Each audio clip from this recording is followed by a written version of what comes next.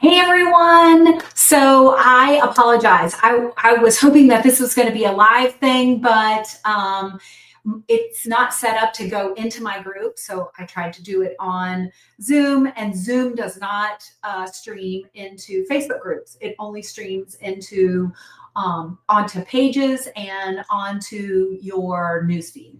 And I want to reward you for being in this group and for loving on each other and sharing the things that you share, and for being committed to walking the healthy walk with the rest of us as a group. I mean, I love that. I love that for all of us. And I know that one of the biggest things about people who live the longest, people who live in those blue zones in the world, is that, yes, they, live simple lives. That's one of the things. They eat whole foods, and those foods are always different. But one thing that they all had in common is that they have this huge sense of community. And I think that that helps us to live longer. And certainly we can learn from each other. And so, recording it is not the way that I wanted to do it, but it's going to be here and it's going to live here on this page. And so you can always come back to it and have a look. But this was the best way that I felt like I was going to get all the information to you. So here we go. You are going to hear a bulldog snoring in the background. There's not a whole lot. He's nice and comfortable. He just ate. Not a whole lot I can do about that, but hopefully you can see and hear me, and we will get on with this. So whenever I have someone that I am working with one-on-one, someone who has done, labs with me, we do this sort of thing. We actually go through those labs. I have a paid opportunity where if you've had labs done before from your traditional practitioner and that sort of thing, that for $97 you get this, but you're getting it for free because I appreciate you and I want you to be healthy, and I want you to know what it takes to be healthy. So, all right, without further ado, and these are kind of normal labs that most people would get in their, with their twice yearly or once yearly lab work that they get. So I wanted to share kind of how we see this through a functional medicine lens. And the first thing is that,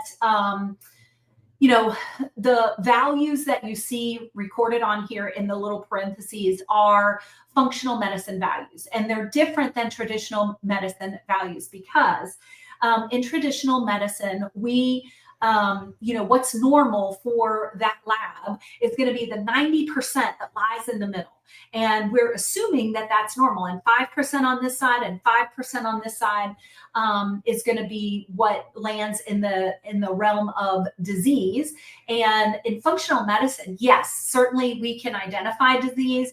But what we're trying to identify is we're trying to identify those early signs. And we're trying to identify when things are not functioning optimally, when we have some dysfunction, because that's when it's easier to actually reverse the tide and get you back functioning optimally.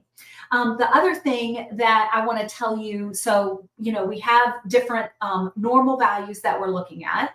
And ours is a much more narrow range, kind of in the middle, because we're looking at where your body functions optimally. So these are optimal ranges. The other thing is that I don't want to vilify anybody. So if these numbers kind of look like your numbers and you're like, well, my doctor didn't tell me any of this, we're not placing the blame on any place except for our traditional healthcare. There's, like I said in my live earlier, there's not a doctor alive, I don't think, that has gone to school, paid all that money, did all the time, did all the effort, now is seeing patients that doesn't want the best for their patients. But it's just the way that they're educated, because they are educated by pharmacology, a pharmaceutical mindset, sort of a pill for every ill. And with functional medicine, we're actually trained. And, for 35 years, I was in traditional medicine, so I can speak about this. I was a nurse practitioner. I gave out a lot of prescriptions. I didn't know any better. So that's what I'm saying, is that we're not vilifying any doctors, because they are doing the best for you with the way that they're trained and within the constraints of insurances and hospitals and PPOs and all of that sort of thing. So there is no blame. I just want you to have better answers about what your labs show. Okay, so what we're looking at here is a CBC, and that's a traditional, routine lab work that most people get. It shows your white cells, your red cells, hemoglobin, hematocrit. It shows some red blood cell indices, which is basically what do those red blood cells look like? And it also shows a differential. So it breaks down what types of white blood cells are showing up. And so that's what you're seeing here. And this lab work also had a B12. And since it sort of played into what I'm going to tell you about the CBC, I wanted to add it here, okay? Because I know that some people are supplementing. I think that, traditional doctors are actually starting to look for some of those, more stereotypically functional labs. So we're going to go with it. All right, so when we look at the CBC, it actually falls within that optimal range. So that doesn't give us any information. And we're going to go with this client essentially came to me because they were having fatigue, can't lose weight, not sleeping well, sort of feels kind of wired at night, so they're not sleeping well. If they do sleep, they wake up at 3 o'clock in the morning. They've got this belly fat that, they're just not able to do anything with. They feel like they're doing everything, like they're eating clean. They're, doing all the things that they know to do, but they're just not getting anywhere. They've got cold hands and cold feet. They just feel really sluggish, kind of fatigued, a lot of brain fog, some irritability in their mood. So just keep in mind, because I keep that in mind whenever I'm evaluating your labs. I'm going to ask you, what are the top 5 or 6 symptoms that you're having, because I want to relate those back to your symptoms for you. So on this CBC, we have a white blood cell count that is actually within that optimal range. So that doesn't give us any clues. And that's why I always like to see a differential. And within that differential, there are 5 different types of white blood cells that we're going to be looking at. Number 1 is neutrophils. And neutrophils are going to be elevated when you are fighting inflammation acutely, or when you're fighting an infection acutely. Those are the cells that get sent out first. Those are like your first responders.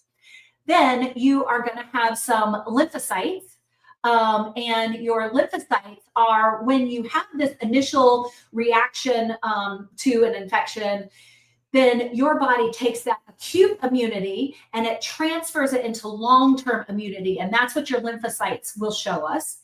And then your monocytes are the scavengers of your body, and they actually go out and they're kind of the cleanup crew.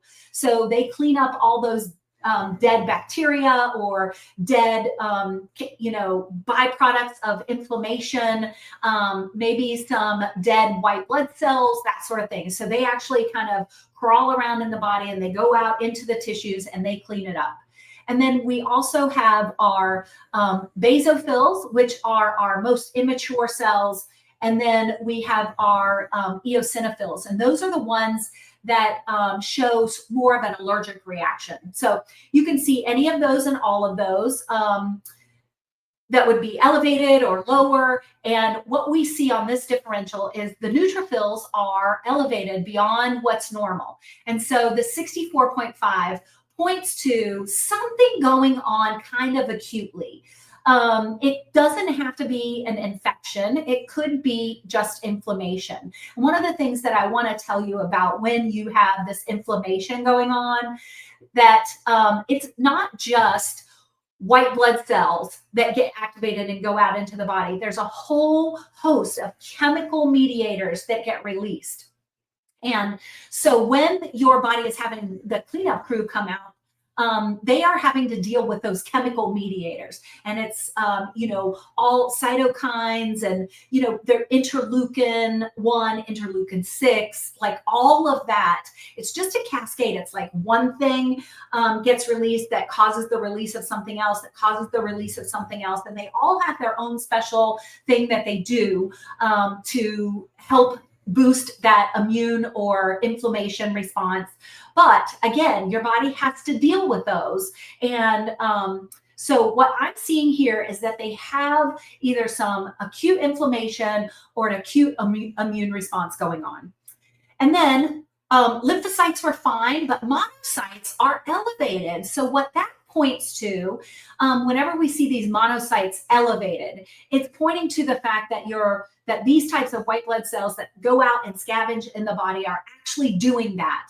And they are, it sort of points to low grade ongoing inflammation, or maybe some issues with detoxing, or possibly parasites.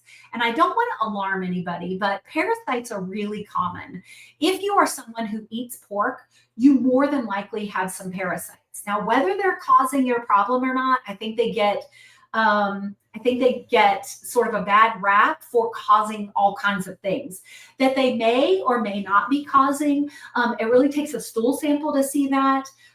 But that's just one of the differentials. So when we're looking at this, I can't tell you exactly what's going on, because we need, some of those functional tests in order for me to tell you exactly what's going on. But this is what I'm seeing, that you have this kind of low grade ongoing inflammation. And whenever I see this picture, the number one place that this low grade inflammation and ongoing kind of inflammation happens from is from your gut. It is too common. There's so many things that are in our food, so many things that we ingest, that it is very common for our gut to be what we call a leaky gut. And I'm going to show you that in a picture going forward. But just kind of keep this in mind. Whenever I see this picture, I'm always thinking gut, because that's usually the culprit. Okay, so next we're going to look at our red blood cells. And these red blood cells are elevated. So that could simply mean that on the morning, you're probably fasting for this, that you might be dehydrated. It's very common that people are dehydrated, especially people that tend to be more on the overweight side. You tend to be even more dehydrated. So it could be that. It could also be that there is some lung stress going on, that they are not getting enough oxygen to their tissues. We see this a lot when people have sleep apnea, whether it's diagnosed or not. And it could even be, this could be an issue if you're someone who should be wearing a CPAP and isn't. It could also mean that there's increased oxygen demand. And so it could mean that there's metabolic stress, or that there's mitochondrial stress. And remember, the mitochondria are those little powerhouses of the cell that take in food, digested food, and they turn it into energy that all the cells can use. Okay, so we're seeing a little something going on with the red blood cells. Hemoglobin is just slightly, just a little bit above normal, and hematocrit is right within that optimal range, so nothing to worry about there. And then we have these red blood cell indices. And so your mean corpuscular volume is the size of your red blood cells. And so these show that your red blood cells are small. And we see this when you have low copper, low iron or iron anemia, low B6, or you have free radicals, meaning that some of the byproducts of turning that food into energy can be free radicals. It can be byproducts of inflammation, could cause these free radicals to form. And again, it could be pointing to parasites. So we always want to keep that in the back of our mind. Our MCHC and our MCH tells us about the color of your red blood cells and how much hemoglobin is actually on your red blood cells. So these are both pointing to iron deficiency anemia. And when we see that, we want to support the gut and the liver, because we're thinking about, when we see iron deficiency anemia, we're thinking a couple things. That number one, that it's not in your diet. Iron isn't in your diet. or iron sources aren't in your diet. Or number two, which is more common, is that you are not absorbing that iron out of your diet because you don't have enough gastric acid. And we'll touch on this a little bit later when we talk about the chemistry panel, but that's common as well. Like think about how many of your friends, and it might even be you, that are on these acid blockers because you're having reflux or you're having heartburn. It's a common state. But we'll get into that in detail in just a moment. And then our RDW. And RDW tells us how similar in size do our red blood cells. Like, does everybody look like twins or do they look like distant cousins, right? And so what this number is showing us is that your red blood cells are all different sizes.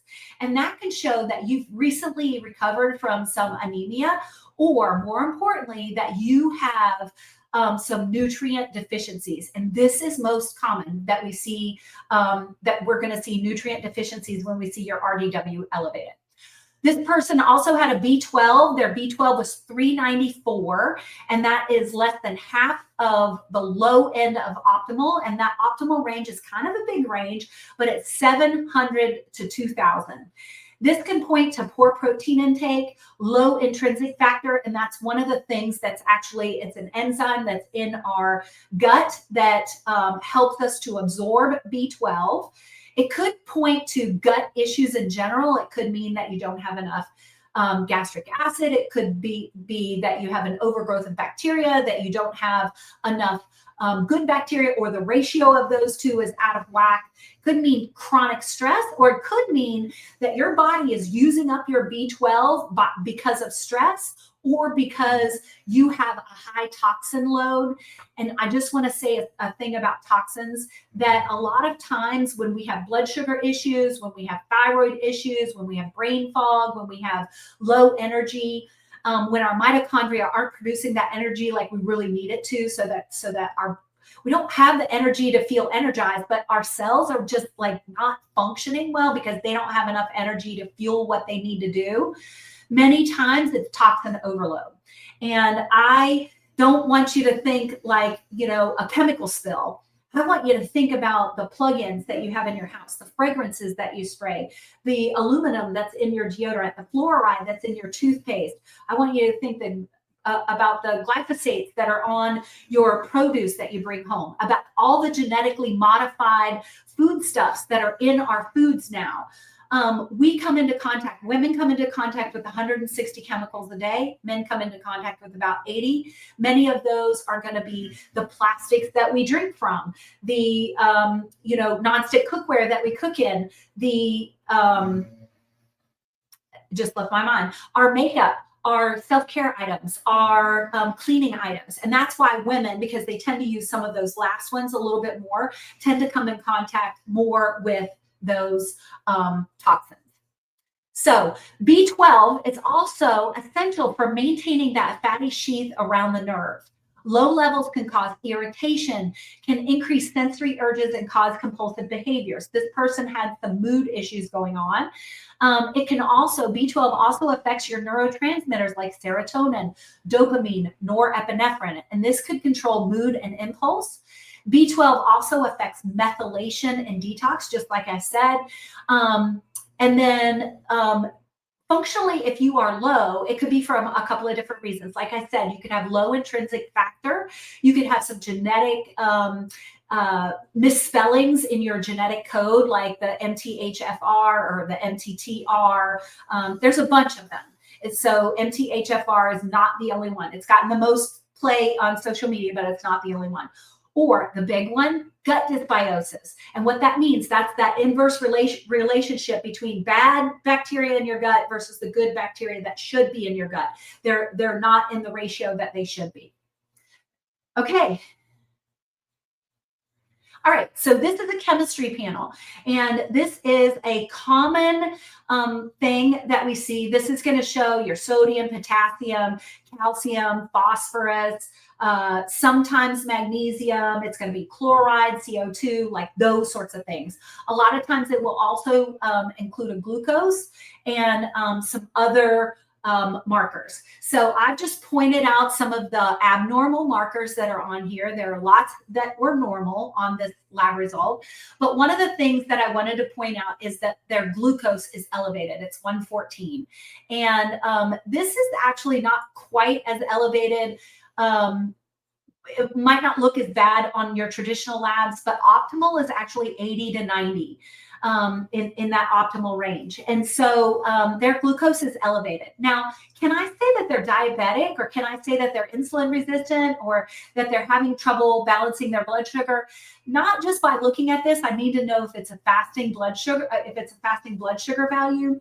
And then remember, this is just one snapshot in time. This is just one picture of what their glucose is doing right now.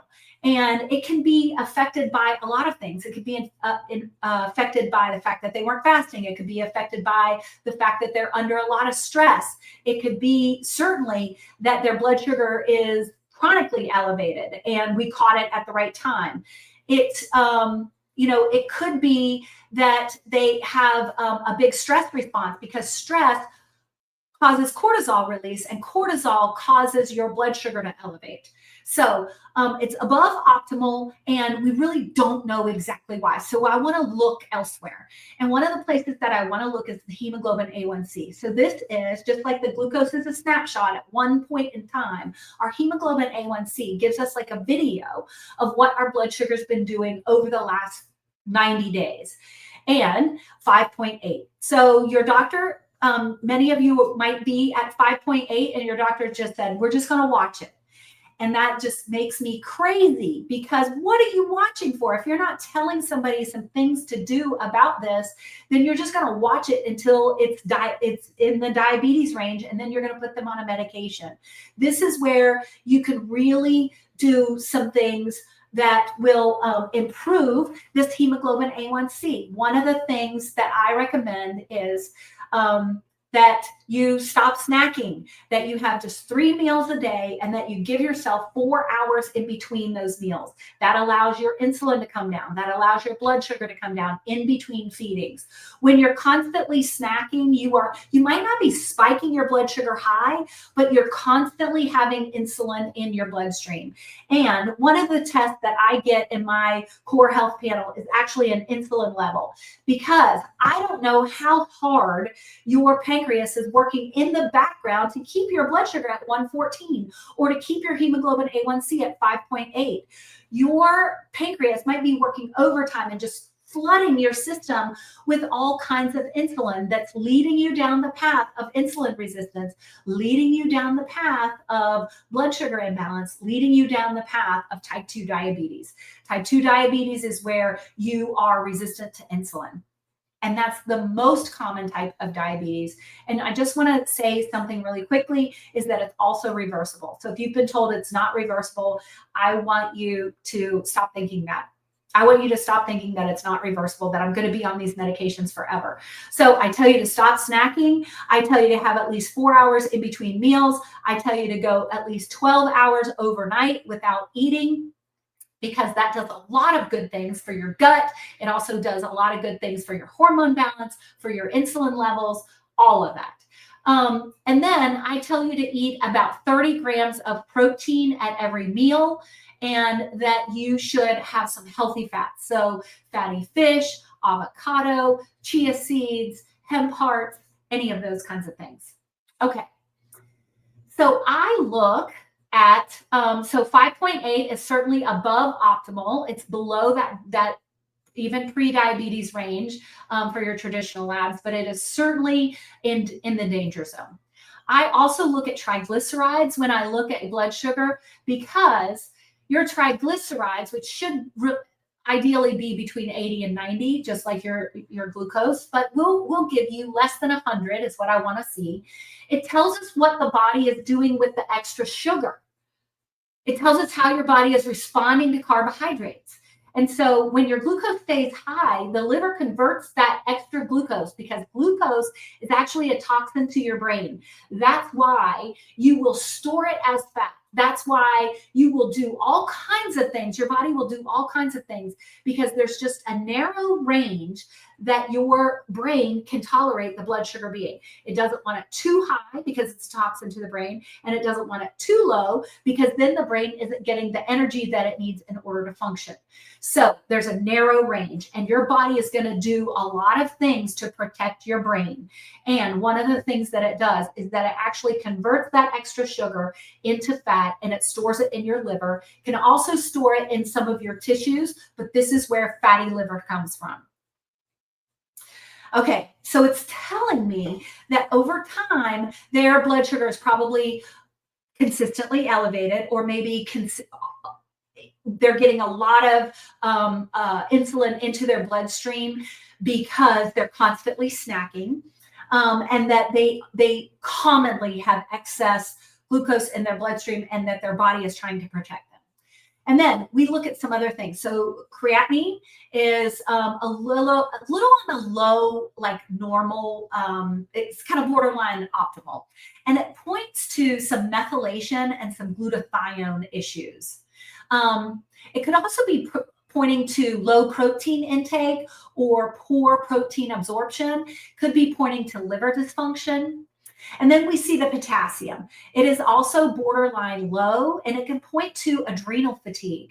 So when I'm talking about adrenal fatigue, I'm talking about the cortisol, the stress hormone that your body is releasing. If you have constant stress, or if you have whether that is emotional stress, or whether that can be physical stress from this blood sugar that's not balanced, that causes a physical stress in the body, that can cause some cortisol release, then that can actually, over time, you can actually wear out the adrenals so that your cortisol is not responding like it should be. Your cortisol is your life-saving hormone. And it gets a bad rap for, causing our blood sugars to elevate, causing us to be stressed, causing us to hang on to that fat around the middle, causing us to not produce good energy, causing us to go down the path of insulin resistance. But it is your life-saving hormone, and it has its role. So if you're constantly having this low-grade stress that's just going on and on and on,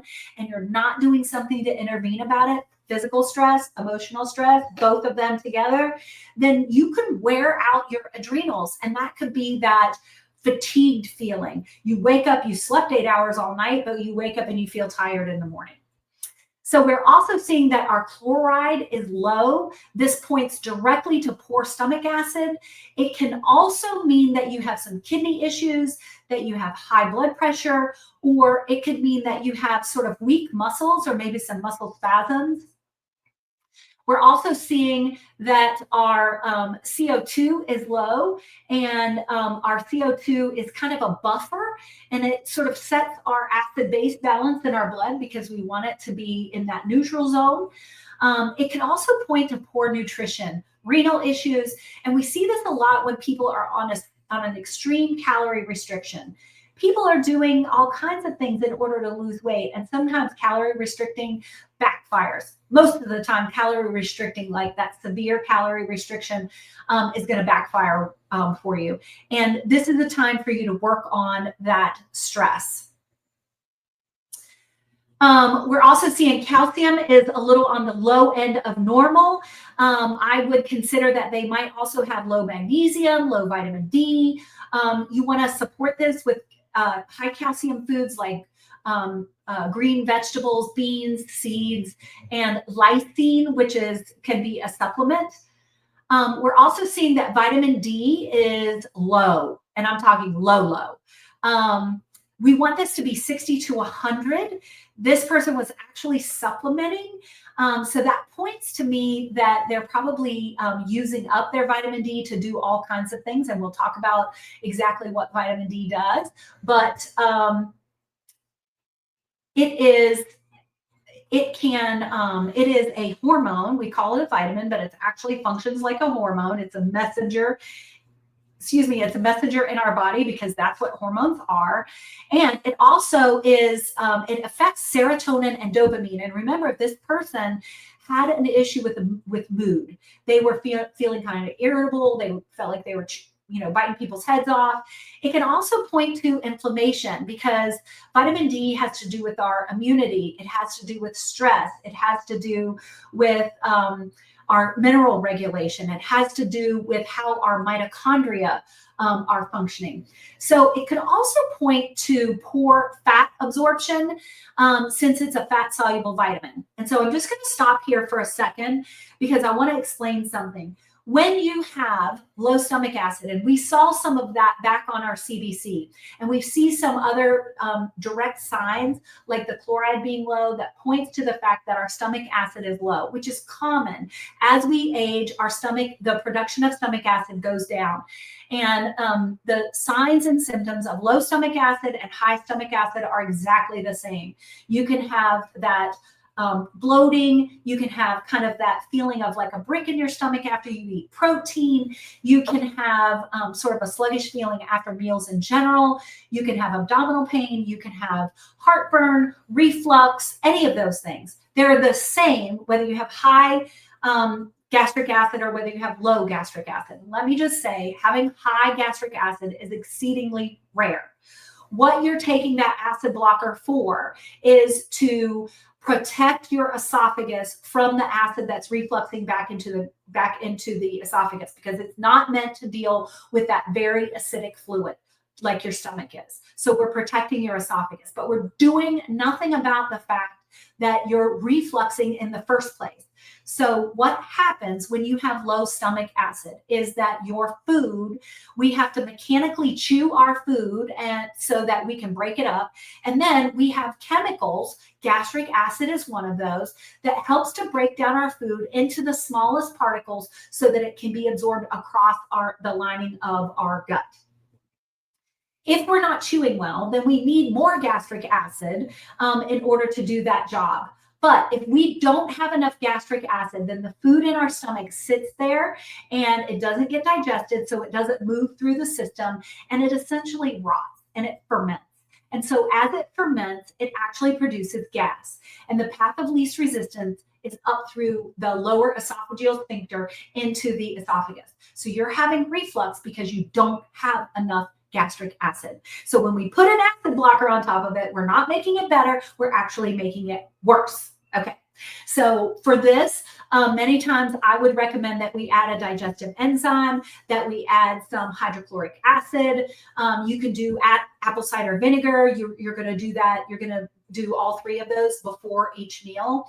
The other thing that you can do is that gastric acid is like a starter gun for two other enzymes that get released into the small intestine, just beyond the stomach. And one of those is pancreatic enzymes.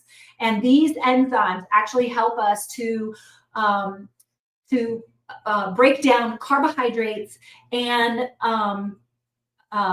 proteins. So if you have that issue where you're not absorbing protein, or you feel like there's a brick in your stomach after protein, we might want to look at what your pancreatic enzymes are doing. But we also want to go back to the beginning, back to that starter gun, and see what your gastric acid is looking like.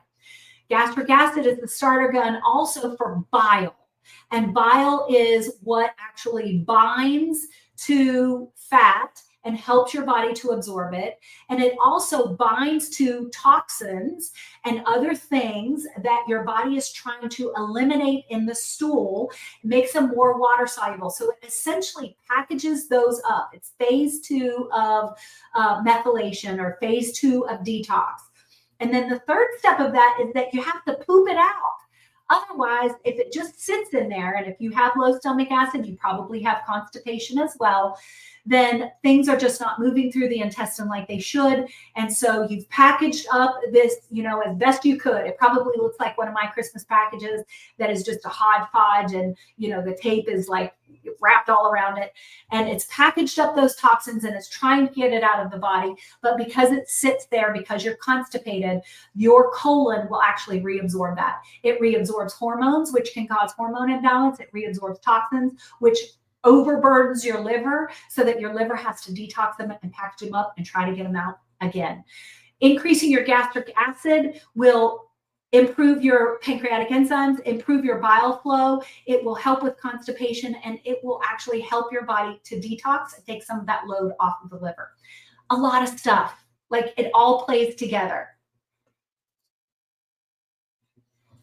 Okay, this person had a thyroid level. And so this is kind of old-timey thyroid labs.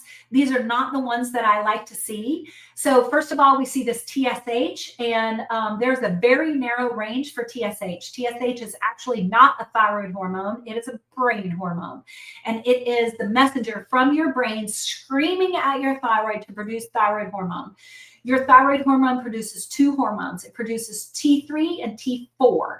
T4 is 80% of what it produces, and T3 is about 20% of what it produces. So here we're seeing that your brain is screaming at your thyroid to produce more hormone because it has these monitors throughout the body that tell it, it works on a feedback loop, and it tells it how much of the active T3 hormone is getting into the cell and doing its job. And so what we're seeing here is that there's not enough T3 getting into the cell because your brain is really screaming at your thyroid to produce more hormone. So what we see here is a total T4. What this includes the 80% of what your thyroid produces, but it includes that is bound to protein and is not able to be converted into active thyroid hormone, which is T3. And it also includes the unbound type, which can be converted into T3. So T4 does not get into the cell, does not make the cell increase your metabolism or anything like that. It's the T3 that does that. So total T4 is borderline low, but it's really not a useful thing because we don't know how much of it is bound to protein and available to be converted into T3 that can actually get into the cell. We see this T3 uptake, which measures thyroid binding globulin indirectly. So these are all indirect measures. Why not measure it directly? Measure free T4, measure free T3, and then the other thing that I like to see is a reverse T3. And I'll explain that in just a second, but let me show you what these show. So your thyroid binding globulin requires protein and often means that you have high estrogen, that you have liver dysfunction, or that you have inflammation. So what we're seeing, so we're measuring this indirectly. So it's actually showing us that we've got some dysfunction. We've probably got an overburdened liver that's dealing with all those triglycerides. Remember, it's packaging up all those triglycerides. We have low gastric acid, so we're recycling a lot of the stuff that we're trying to get out of the body. Like there's a lot of stuff going on, and it all coalesces.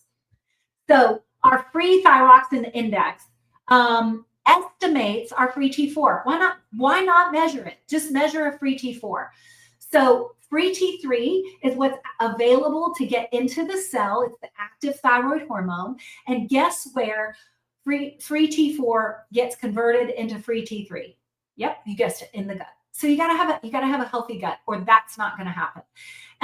We also talk about, remember we were talking about leaky gut in the past, and your thyroid actually is the canary of the body, and it will show dysfunction when there's something else going on in the body. And most often that something else is that you have a leaky gut, that you have inflammation throughout the body that's coming from the gut.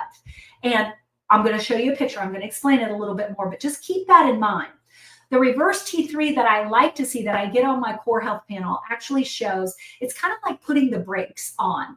And if there's inflammation in the body, your body is going to preserve your energies for vital functions.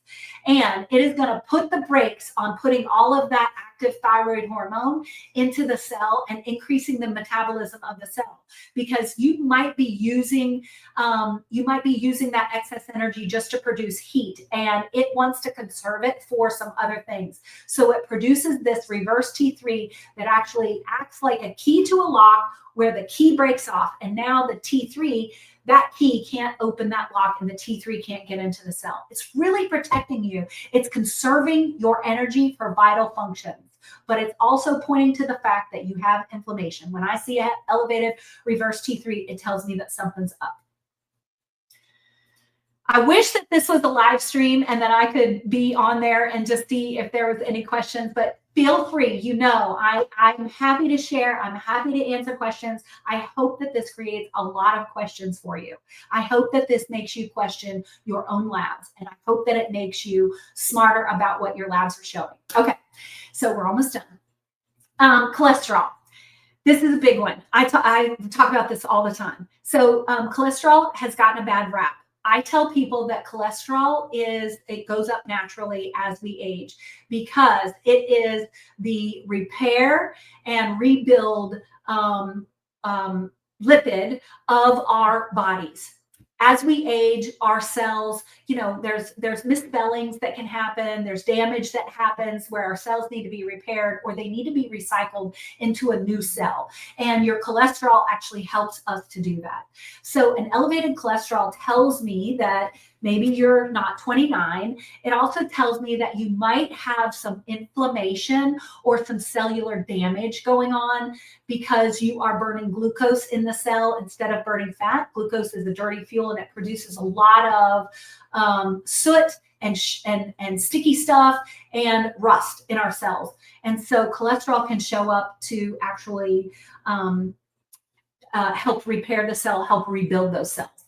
I like to say that cholesterol is like the fireman showing up to a house fire. But the news crew takes a picture and it says that there's a house fire and there's these firemen. So the firemen must have started the house fire. That's what traditional medicine says.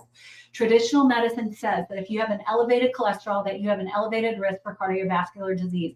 That has never, ever, ever, ever been proven.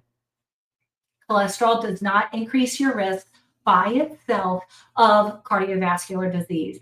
What it shows is that you have some inflammation going on.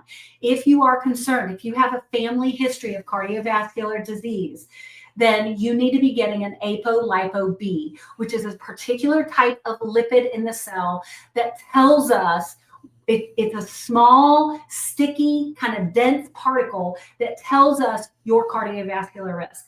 So one of the things that I like to point out is the fact that how long have we been putting on people on statins and how much have we dropped the cardiovascular risk of our population? Not one bit. There are millions of people on statins. And what we have seen is that we've seen our Alzheimer's risk go up. You need cholesterol. Every single cell in your body needs cholesterol to make hormones, to produce their cell membranes, to produce the little organelles. Your mitochondria need it. They help with transport within the cell. The little tubules that go from the outside of the cell, inside of the cell. Like, it is very important for cell signaling. And it also produces, like I said, it produces our hormones, but 85% of our brain is made up of cholesterol.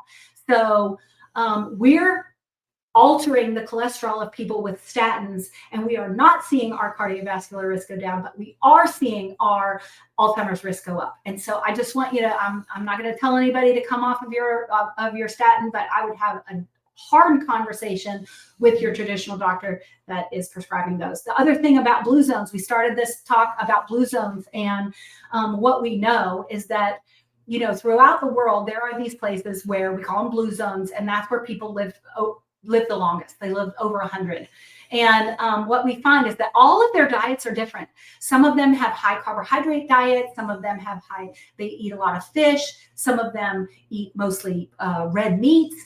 Some of them sort of have a nice balance. But what we find in all of those cultures, doesn't matter what their diet is that their cholesterol is high, and that is protective for them.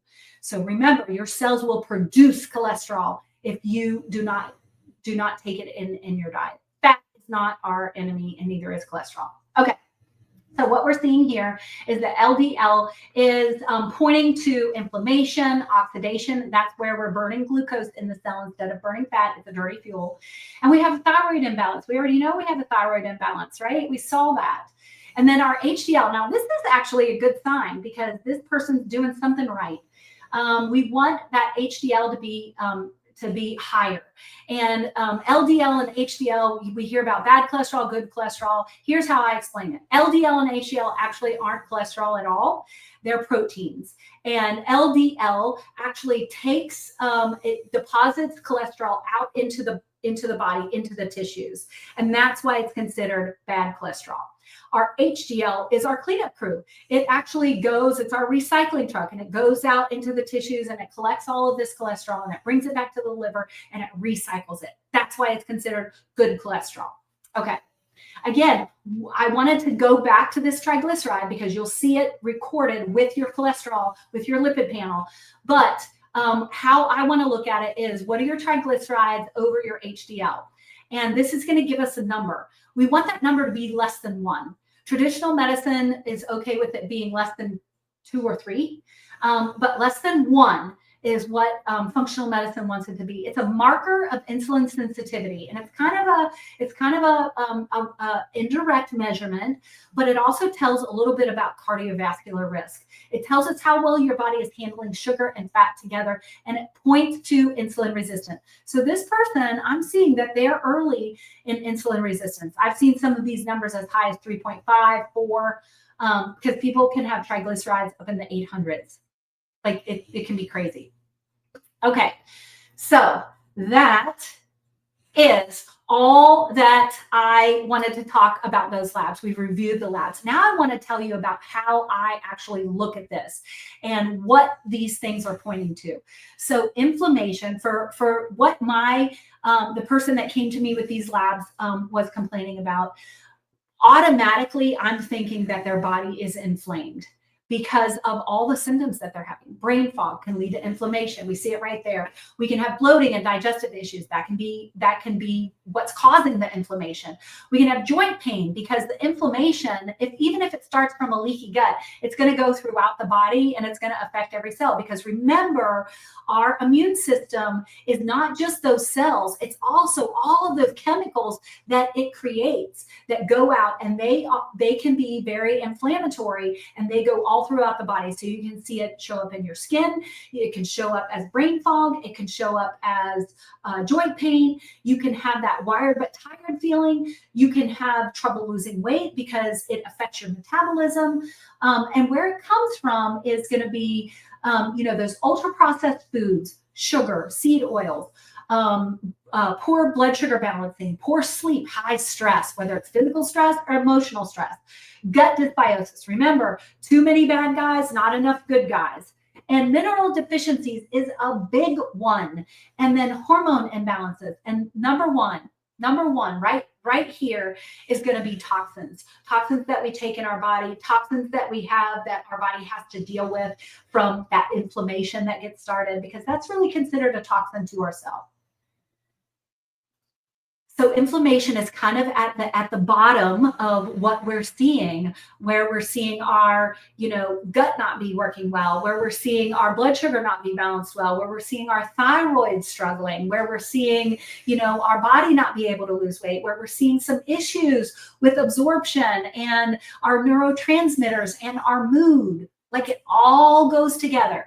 You go to your traditional doctor and you tell them all of those things. And now, because there's been a lot of stuff in social media that we've been talking about this, but 15 years ago, they would have said none of those are related, but they're all related, and they all come down to inflammation.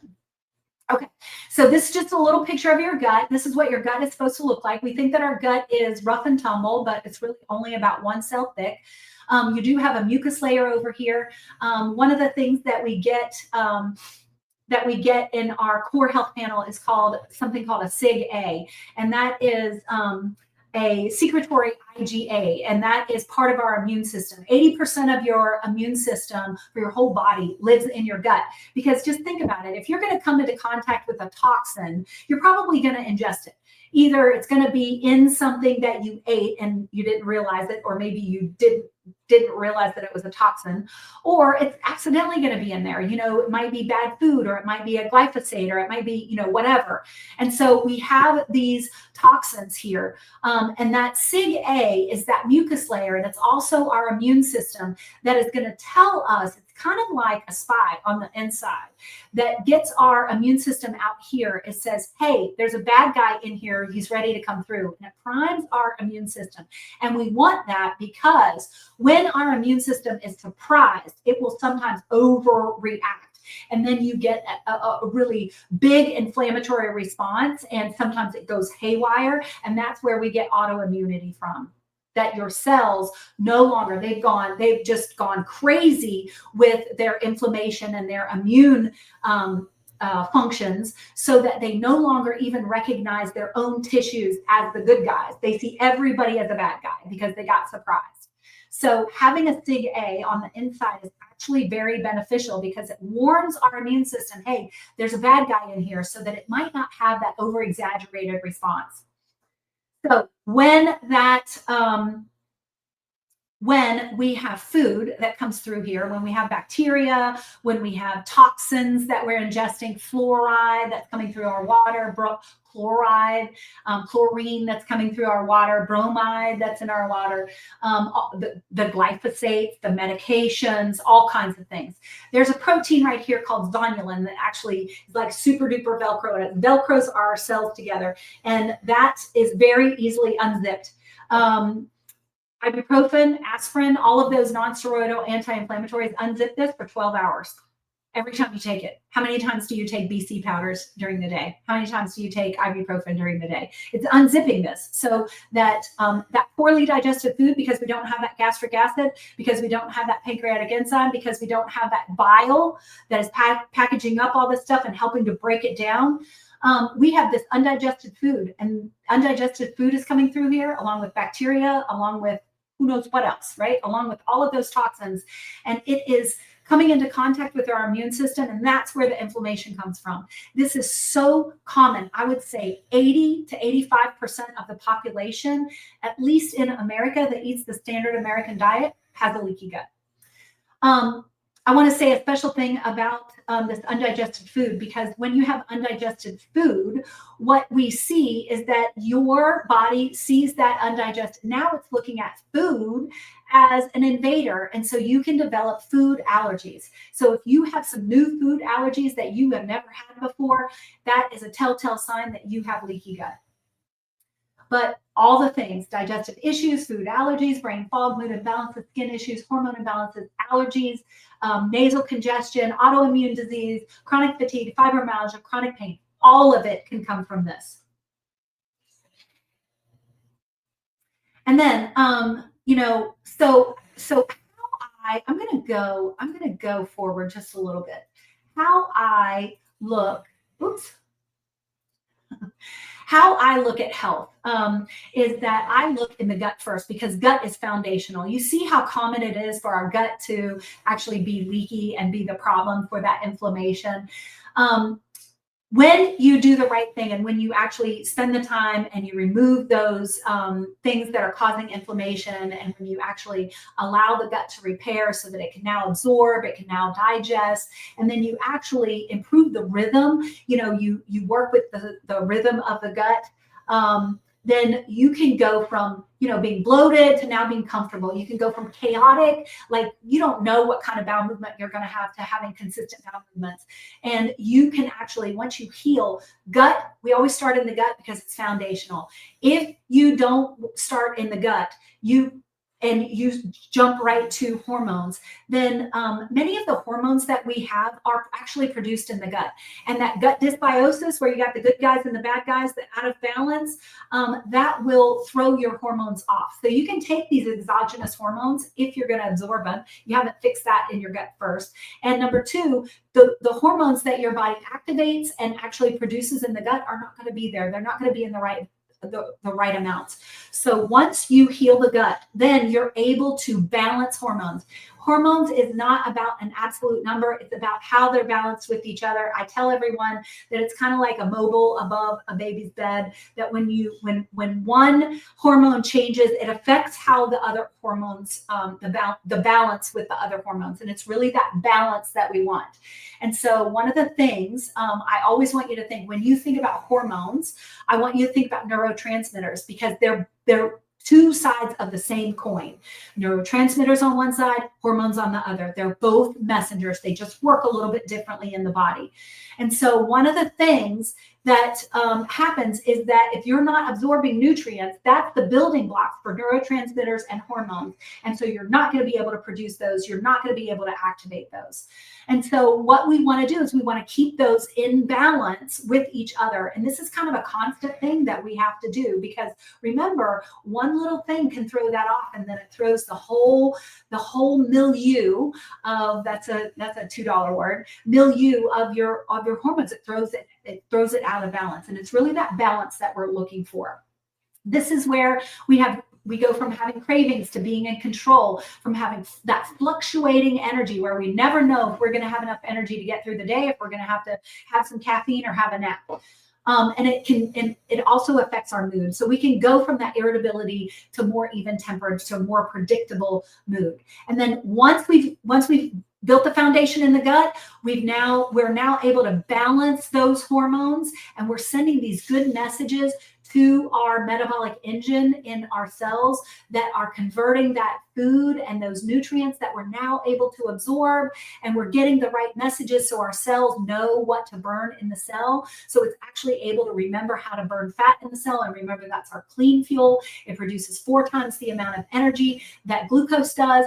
But right now, because we have food available at our fingertips at all times, and we are constantly eating, and we are over caloried and we're over carbed, that we are only burning glucose in our cells. Our cells know how to, and they prefer to burn fat.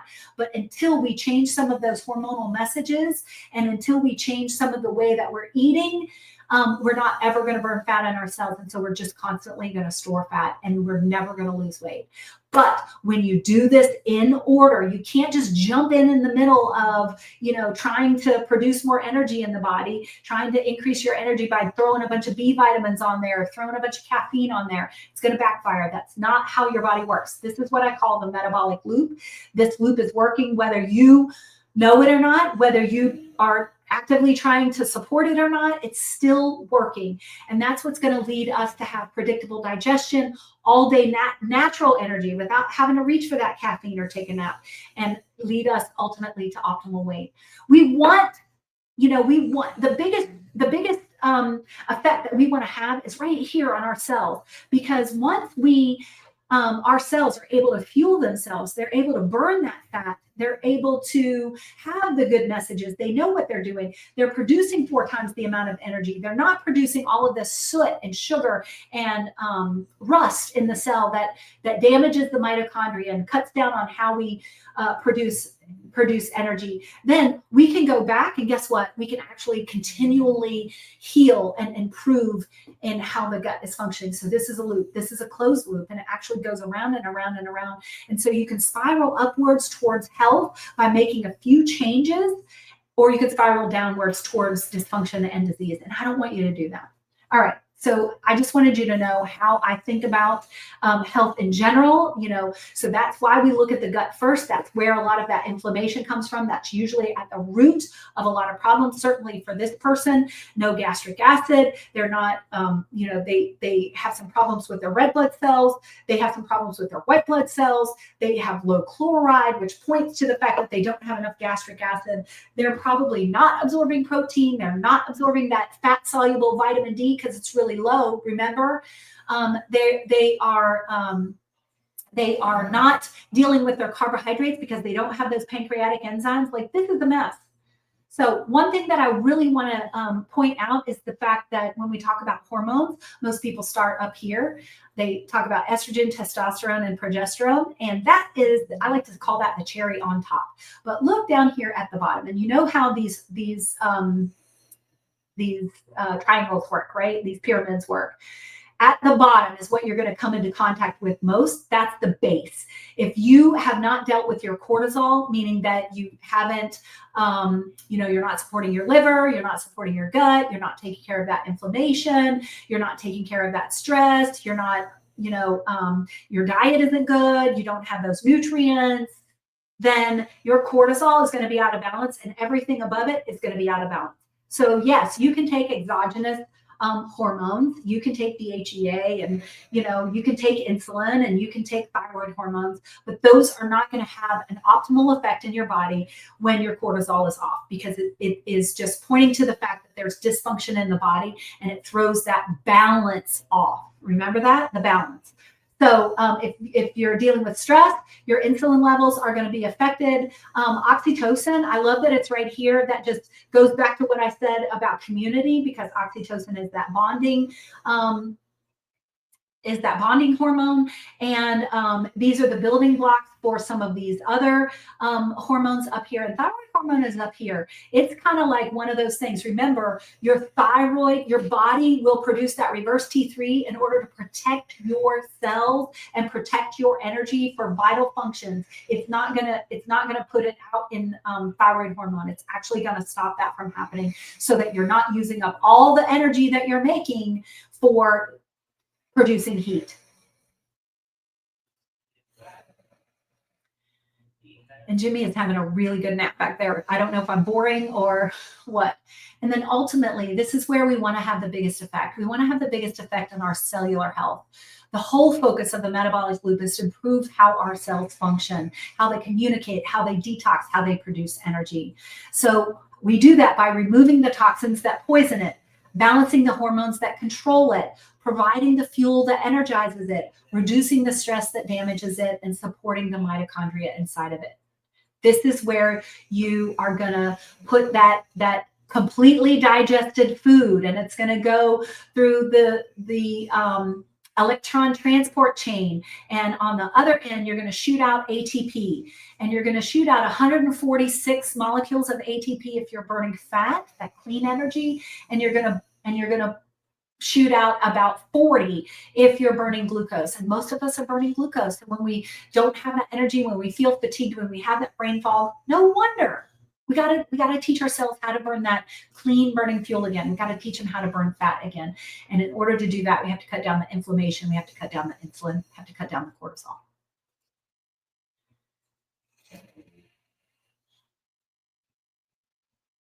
So this is what ends up. This is exactly what my client, was complaining about, all of this.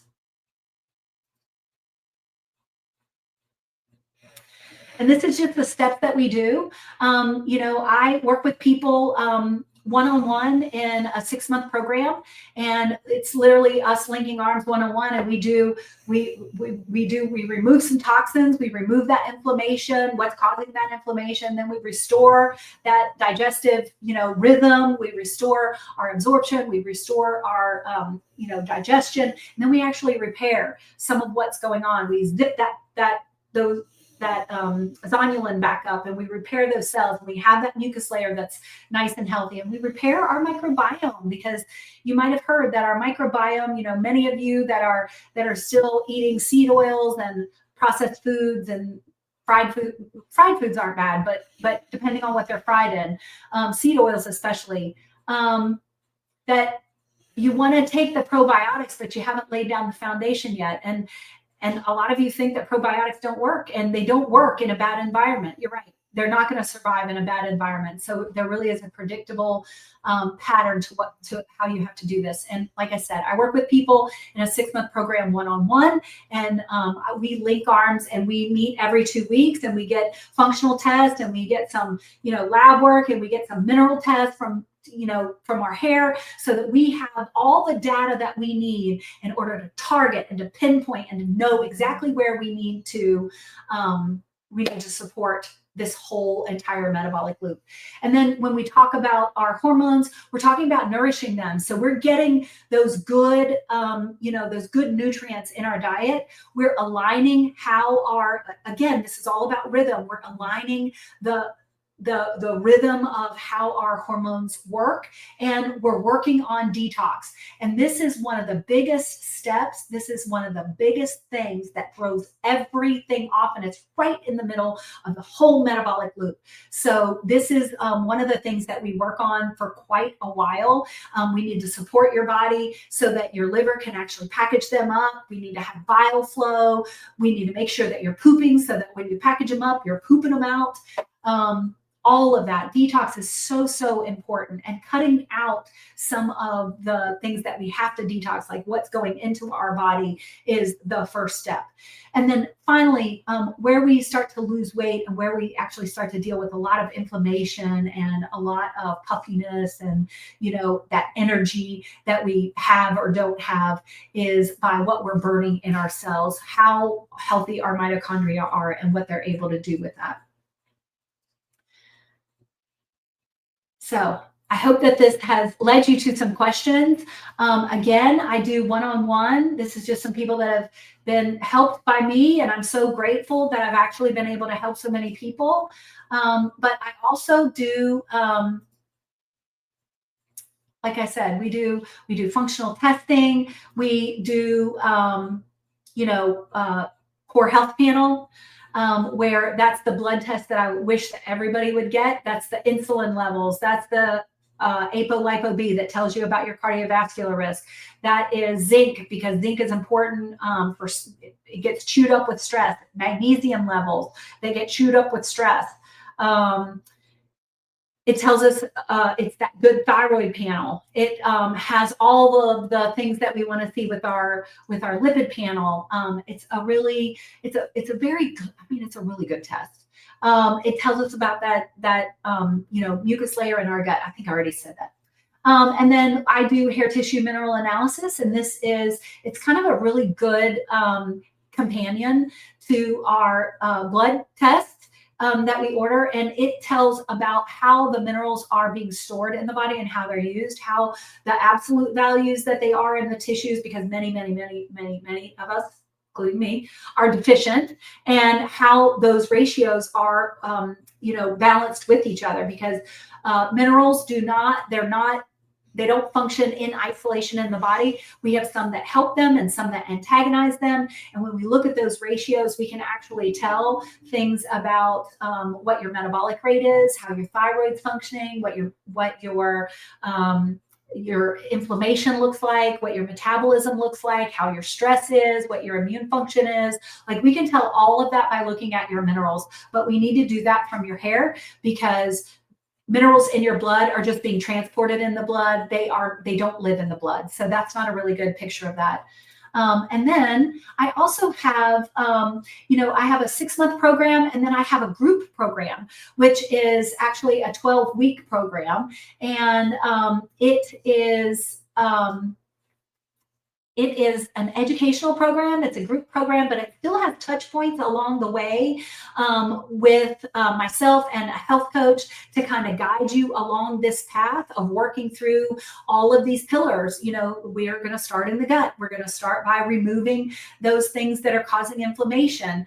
And it also includes the core health panel, and it includes our hair tissue mineral analysis as well. So lots of information. I just wanted to tell you, because I do get asked the question a lot, what is functional medicine? How do I work with you? What does that look like? And like I said, that 6-month is all in. It is you and me linking arms, and we're chatting every 2 weeks, and we're getting all of this data, and we're really this is customized. This is personalized to you. We're using that data so that we can actually improve all of those things, starting in the gut. Or it's the same process. I still use my metabolic loop method, whether we're doing it as a one-on-one or whether we're doing it in that group program. And I've made some improvements to the group program, and I just think that it is absolutely amazing. And this is what I've written my book on. And so again, I will take all the prayers in the world to just get that across the finish line. It's a little bit of a struggle bus for me. I hope that this has helped someone. I hope that this answers some questions. I hope that it just reassures you that all the things that you've been going to your traditional doctor and saying, I believe you because I see it every single day. Those are the things that I work on in my practice. Those are the things, if I can find it hiding in your labs that are less than ideal, then certainly getting these functional labs and getting the labs that I developed, this core health panel, I developed it myself. or doing a little deep dive into your minerals that really back up the information that we see in the blood, and just elucidate it a little more. It just makes it a little more clear. It gives us like another layer of information. And that's really what I want. We're in functional medicine, we pull back the layers until we find the answer, till we find what started all of this. And so I hope that this will help someone. Thank you for tuning in. I'm sorry it was so long, but hopefully it was compelling and you didn't fall asleep. So I will talk to y'all soon.